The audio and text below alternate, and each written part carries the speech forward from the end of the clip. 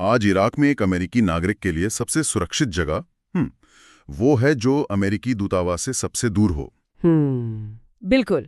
मतलब सोचकर देखिए, जिस जगह को कूटनीतिक रूप से सबसे ज्यादा सुरक्षित होना चाहिए था, आज वही सबसे बड़ा और सबसे सीधा लक्ष्य बन गई है। ये स्थिति अपने आप में एक बहुत बड़ा पैराडॉक्स है। कूटनीति के इतिहास में अगर हम देखें तो इसे एक पूरी तरह से अकल्पनीय स्थिति कहा जाएगा।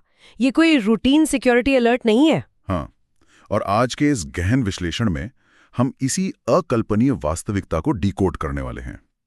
लेकिन चर्चा में आगे बढ़ने से पहले मैं एक बात स्पष्ट कर दूं। जी बिल्कुल। हमारी आज की ये पूरी चर्चा फ्रैम रिपोर्ट और हाल ही में सामने आए कुछ अन्य सत्यापित जियोपॉलिटिकल सोर्सेज के डेटा पर आधारित है। हमारा मकसद यहाँ किसी भी राजनीतिक विचारधारा, देश या विदेश नीति का समर्थन या विरोध करना बिल्कुल नहीं है। सही बात है। हम सिर्फ उन तथ्यों और डेटा पॉइंट्स को पूरी तरह से निष्पक्ष रूप से सामने रख रहे हैं, ताकि इस वैश्विक उथल-पुथल को और इसके ग्लोबल इम्पैक्ट को सही मायने में समझा जा सके। ये जो ऑब्जेक्टिविटी है, ये बहुत जरूरी है, खासकर तब जब हम इतने संवेदनशील और तेजी से बदल रहे घटनाक्रम का विश्लेषण कर रहे हो। ठीक है, आइए इसको थोड़ा विस्तार से समझते हैं। हमारा मिशन आज ये समझना है कि कैसे इराक में अमेरिका का दशकों का प्रभाव, जिस पर उन्होंने पानी की तरह पैसा बहाया, वो अचानक ढह गया, और कैसे इस एक घटना ने पूरी दुनिया के ग्लोबल एनर्जी आर्किटेक्चर को मतलब जड़ से हिला के रख दिया है। अभी स्थिति ये है कि व्हाइट हाउस ने इराक में मौजूद सभी अमेरिकी नागरिकों के लिए एक इमीडिएट इवैक्यूएशन ऑर्डर जारी कर दिया है। इराक का एयर स्पेस पूरी तरह से बंद है। एयर स्पेस बंद होने का मतलब बहुत बड़ा होता है। इसका सीधा अर्थ ये है कि अब कोई भी कमर्शियल या मिलिट्री चार्टर फ्लाइट वहां से उड़ान नहीं भर सकती। मतलब हवा के रास्ते कोई नहीं निकल सकता। बिल्कुल नहीं। जो लोग वहां फंसे हैं उनके पास बाहर निकलने का कोई हवाई रास्ता बचा ही नहीं है। बाप रे।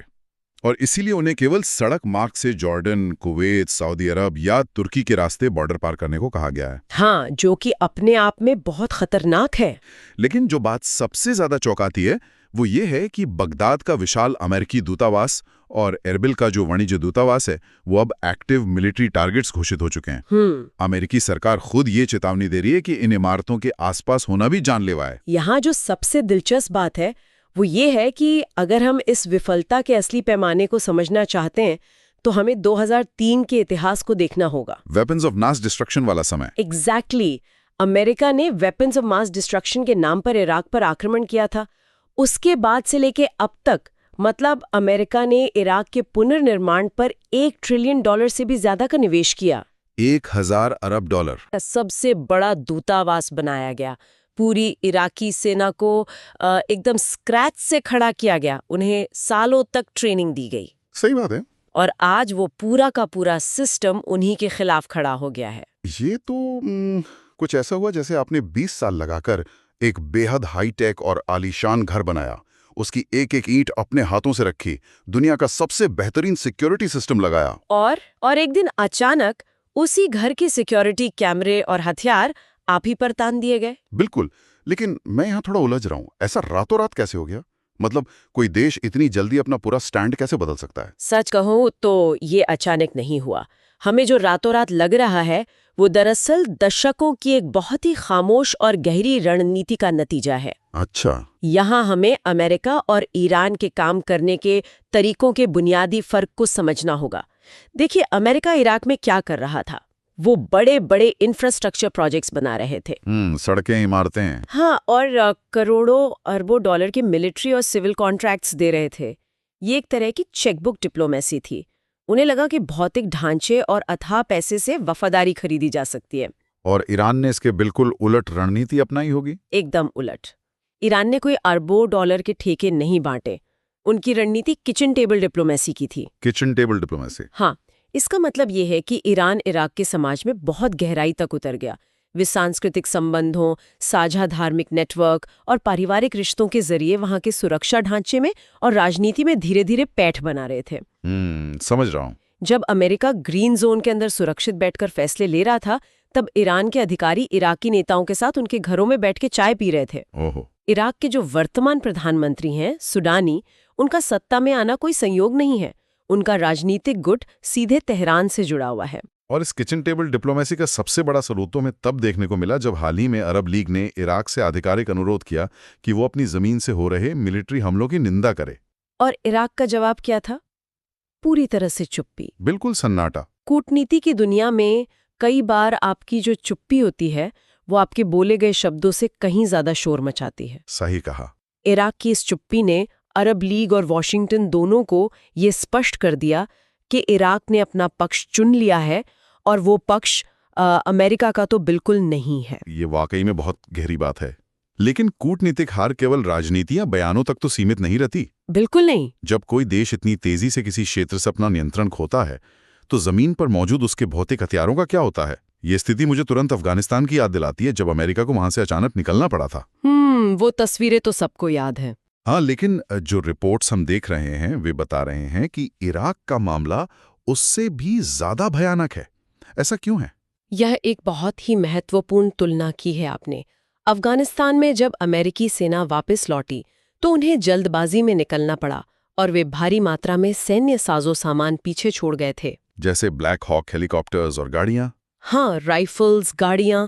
लेकिन इराक की स्थिति कई मायनों में अलग और कहीं ज्यादा गंभीर है। इराक में जो हथियार छूटे हैं वे सिर्फ पारंपरिक हथियार नहीं है। तो फिर हम किस स्तर के हथियारों की बात कर रहे हैं? हम यहाँ करोड़ों डॉलर के पैट्रियट मिसाइल सिस्टम्स, उच्च स्तरीय tactical equipment, advanced radar installations और सबसे अहम अमेरिका के पूरे खुफिया इंफ्रास्ट्रक्चर यानी उनके इंटेलिजेंस ग्रिड की बात कर रहे हैं। बाप रे। अफगानिस्तान में जो छूटा था वो हार्डवेयर था। इराक में जो दांव पर लगा है वो अमेरिका का एडवांस नर्व सिस्टम है। आप इस तरह के इंटीग्रेटेड सिस्टम्स को रातों रात किसी ट्रक में लाद कर वहां से नहीं निकाल सकते। बिल्कुल। यहाँ पर बात सबसे ज्यादा रोचक हो जाती है, क्योंकि जो रिपोर्ट सामने आ रही हैं वो किसी हॉलीवुड थ्रिलर से कम नहीं है। लेकिन ये असलियत है जी। हमारे स्रोत बता रहे हैं कि जिन इराकी सैनिकों को अमेरिकी सेना ने सालों तक ट्रेनिंग दी, उनके साथ काम किया, वही सैनिक अब ईरान को अमेरिकन बेसिस के सटीक टारगेटिंग कोऑर्डिनेट्स बता रहे हैं। बिल्कुल अंदर की जानकारी दे रहे हैं। और मेरा एक बहुत बड़ा सवाल यहाँ ये है कि जब अमेरिकी ठिकानों पर हमले शुरू हुए तो अमेरिका द्वारा ही लगाए गए उनके एडवांस्ड एयर डिफेंस सिस्टम अचानक काम करना क्यों बंद कर गए? क्या ये महज कोई कोइंसिडेंस या मतलब कोई टेक्निकल ग्लिच था? सैन्य विश्लेषक और जो खुफिया सूत्र हैं वो इसे किसी भी तरह से तकनीकी खराबी मानने को तैयार ही नहीं है। अच्छा। जब पेट्रियट मिसाइल सिस्टम ठीक उसी समय रिस्पॉन्ड न करे जब उसकी सबसे ज्यादा जरूरत हो तो ये अंदरूनी छेड़छाड़ का स्पष्ट संकेत है। मतलब ये जानबूझकर किया गया? हाँ, ये दोस्ताना गोलाबारी या गलती से हुआ हमला नहीं था। ये एक सोची समझी रणनीति थी जो साबित करती है कि ईरान का इराक के सैन्य ढांचे के अंदर घुसपैठ का स्तर कितना एडवांस्ड है। इससे एक बहुत बड़ा सवाल खड़ा होता है। क्या? कि क्या अब क्लाइंट स्टेट का जो दशकों पुराना मॉडल था वो पूरी तरह से एक्सपायर हो चुका है? एकदम सही। किसी दूसरे देश में अपनी पसंद की सरकार बिठाना, उनकी सेना को अपने हिसाब से ट्रेन करना और ये मान लेना कि वे हमेशा वफादार रहेंगे, ये धारणा टूट चुकी है पूरी तरह से। ये केवल एक मिशन की विफलता नहीं है, ये एक जेनरेशनल इंटेलिजेंस और मिलिट्री कैटेस्ट्रोफी है, एक पीढ़ीगत सैन्य आपदा। हाँ, ऐसी हार से हुए डैमेज को कंट्रोल करने में दशकों लग जाते हैं। और इस पावर वैक्यूम का असर सिर्फ मिलिट्री बेसिस या इराक की सीमाओं तक सीमित नहीं है। यहीं से हमारी चर्चा एक और गंभीर मोड़ लेती है। जी बिल्कुल। जब मिडिल ईस्ट जैसे क्षेत्र में अमेरिका का प्रभाव इस तरह दरकता है तो उसका सीधा असर दुनिया के उस नस पर पड़ता है जिससे पूरी वैश्विक अर्थव्यवस्था चलती है, यानी तेल। बिल्कुल, तेल। और इस पूरे घटनाक्रम के केंद्र में एक बहुत ही अहम कैटलिस्ट है जिसने स्थिति को पूरी तरह आउट ऑफ कंट्रोल कर दिया। अब उस कैटलिस्ट की बात कर रहे हैं जिसने इस तनाव को सीधे एक वैश्विक ऊर्जा संकट में बदल दिया। हाँ, मेरा मतलब है कि हमें ये नहीं भूलना चाहिए कि ये सब अचानक एक वैक्यूम में नहीं हुआ। हाल ही में जो अमेरिकी और इजरायली हमले हुए हैं जिसमें ईरान के सर्वोच्च नेता मारे गए, वो इस पूरे जियोपॉलिटिकल ब्लास्ट का ट्रिगर पॉइंट था। सही कहा। उसी घटना की सीधी प्रतिक्रिया के रूप में ईरान ने हॉर्मोज चोक पॉइंट को प्रभावी रूप से बंद कर दिया है। हॉर्मोज जलडमरू मध्य का बंद होना वैश्विक अर्थव्यवस्था के गले पर पैर रखने जैसा है। कैसे? देखिए, हम जानते हैं कि दुनिया का लगभग 20% तेल और गैस सप्लाई इसी संकरे रास्ते से होकर गुजरता है। 20%? जी। जब आप ऐसे चोक पॉइंट को बंद करते हैं तो उसका असर केवल उस क्षेत्र तक सीमित नहीं रहता, वो पूरी दुनिया के सप्लाई चेन को फ्रीज कर देता है। और इंटरनेशनल एनर्जी एजेंसी के जो ताज़ा आंकड़े आए हैं वे सचमुच डराने वाले हैं। हर दिन वैश्विक बाजार से 1.1 करोड़ यानी 11 मिलियन बैरल तेल गायब हो रहा है। 11 मिलियन? 11 मिलियन बैरल हर दिन। मुझे लगता है कि ये नंबर इतना बड़ा है कि आम इंसान के लिए इसे प्रोसेस करना भी मुश्किल है। इस झटके को समझने के लिए हमें इतिहास के सबसे बड़े ऊर्जा संकटों को देखना होगा।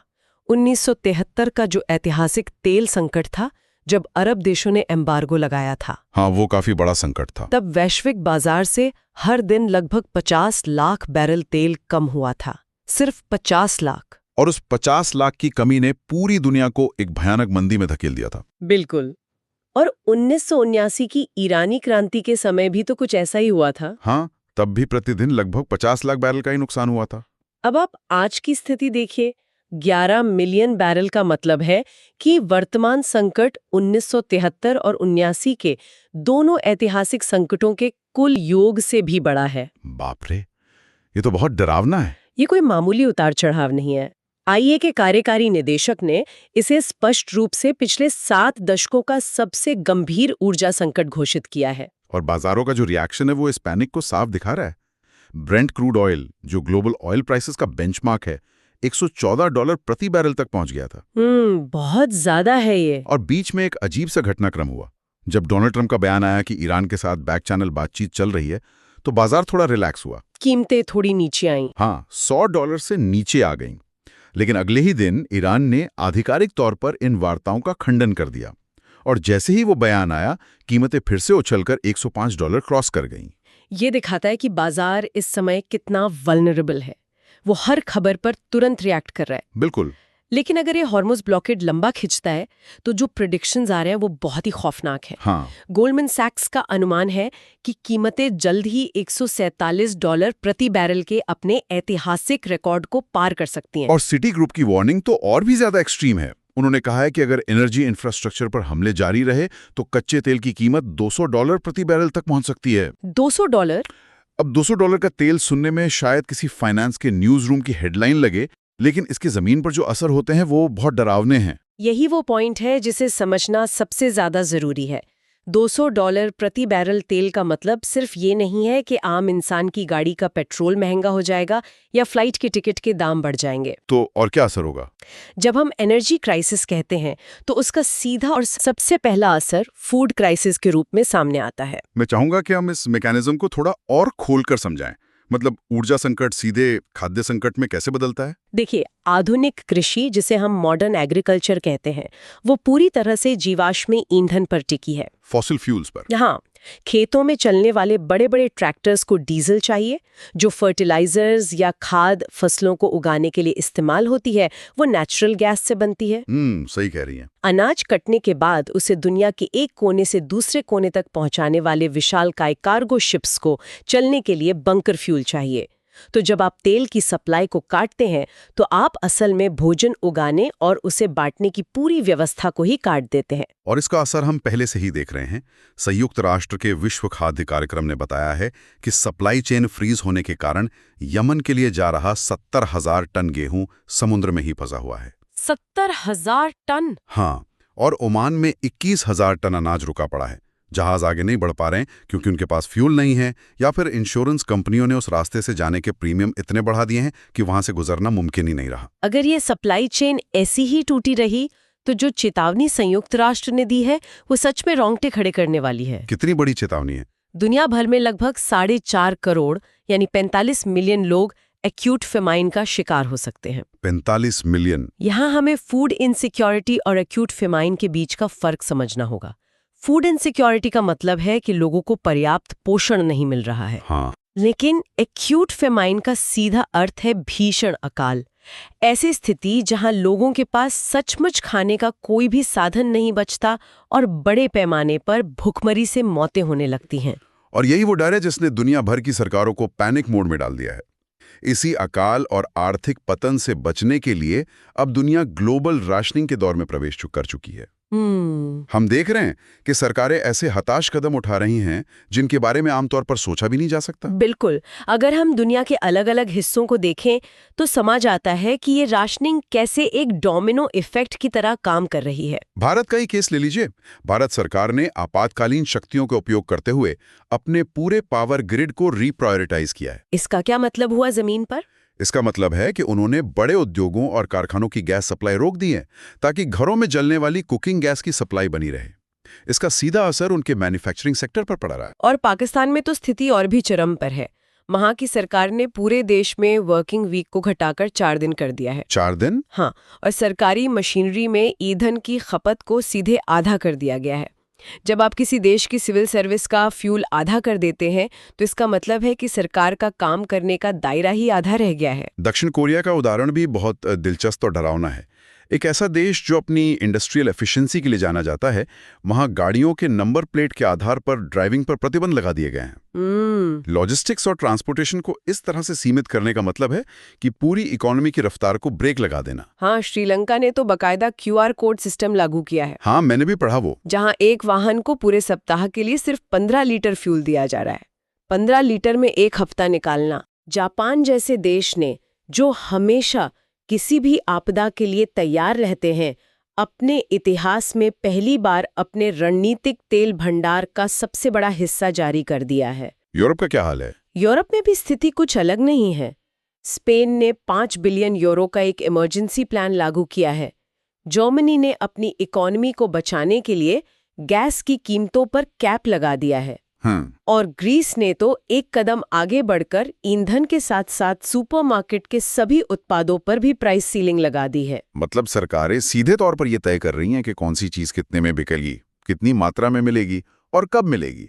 फ्री मार्केट इकोनॉमी जैसी कोई चीज फिलहाल के लिए सस्पेंड कर दी गई है। अगर हम इससे बड़े पैमाने पर देखें तो ये पूरा परिदृश्य बहुत ही परिचित लगता है। किस तरह से? स्कूलों का वापस ऑनलाइन मोड में चले जाना, कई विकासशील देशों में हर दिन 5 घंटे की अनिवार्य बिजली कटौती होना, लोगों की आवाजाही को सीमित कर देना।